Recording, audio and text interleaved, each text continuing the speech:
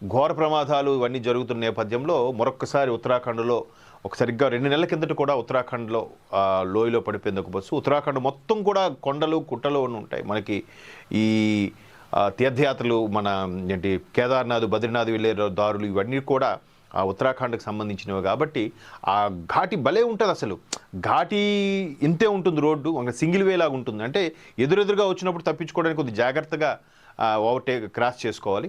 అట్లాంటి ఎప్పుడు కొండ చర్యలు విరిగి పడతాయో, ఎప్పుడు చిన్న కునుకు తీసిన లోయలోకి వెళ్ళిపోతుందో చెప్పలేం. అలాంటి పరిస్థితుల్లో మరొక దారుణ ఘటన చోటు చేసుకుంది. బస్సు లోయలో పడటంతో 7గురు దుర్మరణం.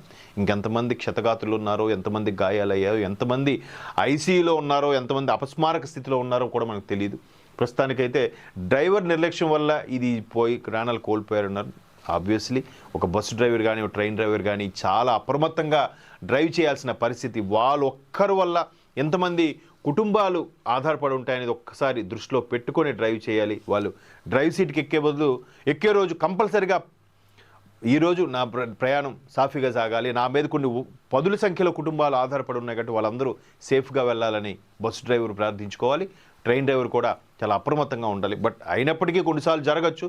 బట్ ఇక్కడ ఈ మధ్యకాలంలో డ్రైవర్ నిర్లక్ష్యం అని మనం చూస్తున్నాం. మన కర్నూలు అనంతపురం జిల్లా విషయంలో కూడా ఆ బండి 2 వీలర్ని రాసుకొని వెళ్ళిపోయిన తర్వాత లేపి కనీసం లేవండి ఇక్కడ ప్రమాదం జరుగుతుంది, ఒక ఇద్దరైనా లేపొచ్చు కదా. బండి వెంటనే డ్రైవర్ దూకి పారిపోవడం అనేది చాలా బాధగా.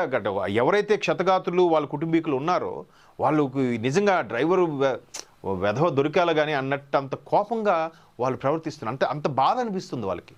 కనీసం కొద్ది మందినే కాపాడే ప్రయత్నం చేసి సజీవంగా అలాగా ఒక 19 మంది 20 మంది వరకు కాలిపోయారంటే కనీసం ఒక 3-4 కాపాడబోయి ఒకరు ఇద్దరు అందరూ అయిపోయి ఒకరిద్దరు మిగిలిపోయారని అంటే ఓకే, పాపం ప్రయత్నించాడు అవలేదని.